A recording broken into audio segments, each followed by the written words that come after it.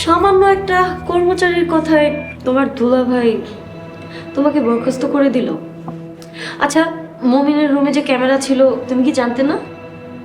আরে আগে থেকে তো ক্যামেরা ছিল না, হঠাৎ করে কখন কোন সময় কোন চিপায় ক্যামেরা সেট করছে আমি জানি না। এখন কি করবা? দুলাভাই দুলাভাই পাগল হয়ে গেছে। আজ যদি আপা বেঁচে থাকতো ওই আমি সাইজ করে ফেলাইতাম।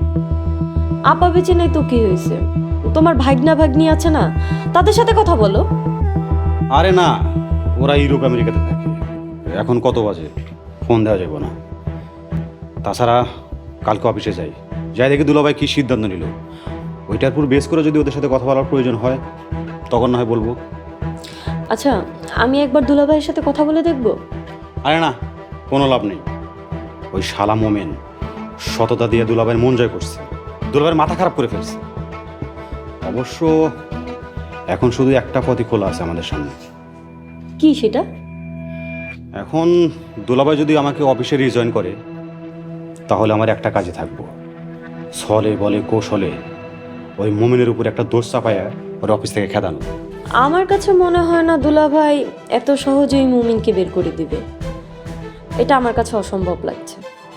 কিন্তু আমার কাছে একটা সম্ভাব্য পদক্ষেপ আছে, ওই মোমেন রে দুনিয়া থেকে চিরতরে বিদায় করে।